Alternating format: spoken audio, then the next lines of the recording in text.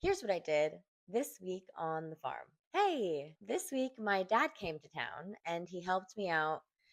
Originally, the plan was for him to come out to help me set up deer fencing. And then priorities shifted to building a shed to set up a cool bot in to use as cold storage because I'm not using the structure I thought I was going to be using.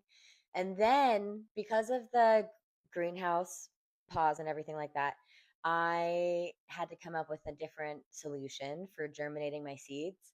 So we ended up going with building a heated seating table. I learned about it from someone I met at the CSA farm tour I went to last week. It's from Jean-Martin Fortier, who's the market gardener. He has like a podcast and a book.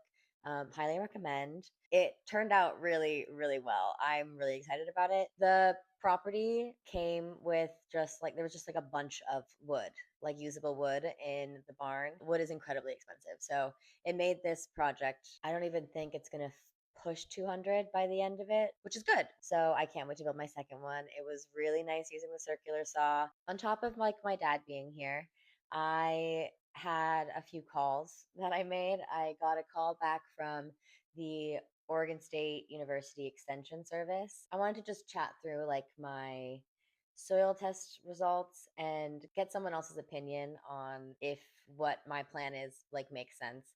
So he also is going to send me like a bunch of resources that I'm excited to look over. And I also had to get the tractor serviced because I'm going to be needing to mow things pretty heftily. And the bush hog was making just this foul sound every time I went to turn it on. So Jason came out and he gave me a bunch of like advice and information.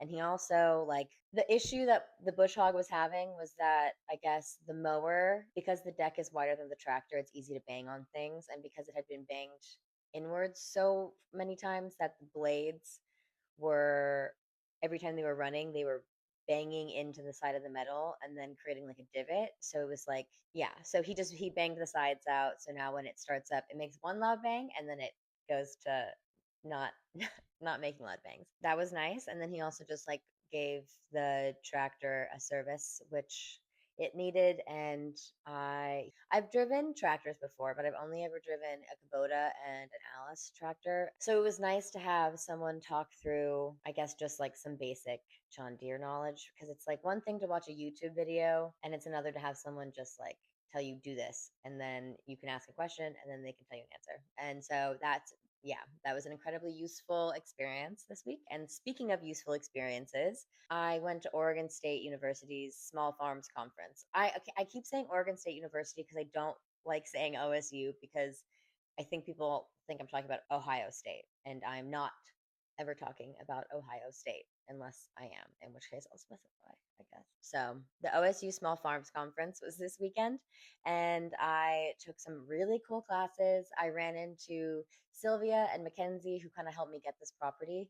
And I also, after the class, met up with my farm launch cohort, and we got drinks and food, and it was really nice. It was fun to like actually meet people in person that I've been kind of seeing in Zoom mode for like several months now. I took a class on crop planning, so I got another spreadsheet, and then I took a class on value added processing, which kind of went over the whole like logistical side of it, which that was really informative and came with a bunch of resources that I'm excited to look over. And then I also took a course on the importance of traditional ecological knowledge, which was really informative. And then the last class of the day for me was, so you bought an orchard, which, I bought an orchard. The course itself was like informative. I keep calling them courses. I don't know if that's the right terminology, but the class itself was super informative. But the highlight for me was that I got the contact information of the teacher. He works through the Oregon State Small Farm Extension Service.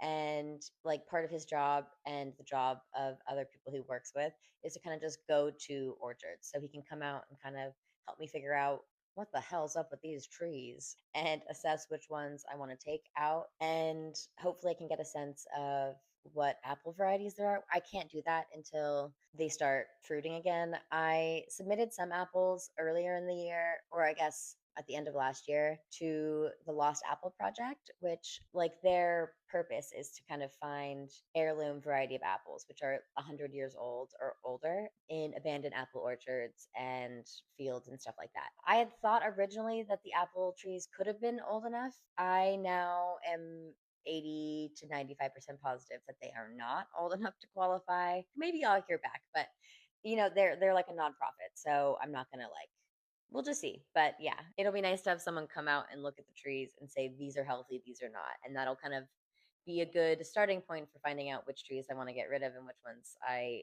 can keep. And then I guess beyond like working on my crop plan, all that jazz, I was working on my field map a lot this week, and I was using my Google Earth map a lot to kind of figure out the spacing of things. And then I realized through this process that a lot of the landmarks I was using like were not what I thought they were.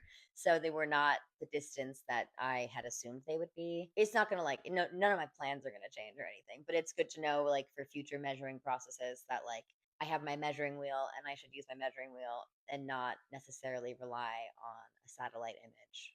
So when I was walking around and measuring all of the distances between the tarps and everything to kind of figure out how many rows I'm gonna have and where they're gonna start and everything, I discovered these holes and this pile of feathers, which I can't imagine the holes and the feathers are related. I don't think they are, unless I mean my first thought was that like a hawk came down or a raptor bird and like caught a bird and then like latched into the tarp and then ripped soil up. And then I looked and it's like a full on hole. And then as I went further around, there's like others that don't look like bird claws. So I'm guessing it's a mole. It's probably a mole. There's evidence of moles everywhere. So I have a plan to repair it. I need to fill more sandbags. And then I bought a new tarp. Not one of those. I bought like a much smaller tarp from Ace to like put on top and cover. My heat went out this week, so that took up like a lot of my time. It's repaired now. So that's fine. Nothing was really yeah. On that note, I'm gonna get out of here. I hope you're having a good week, and I'll see you next week for week 8.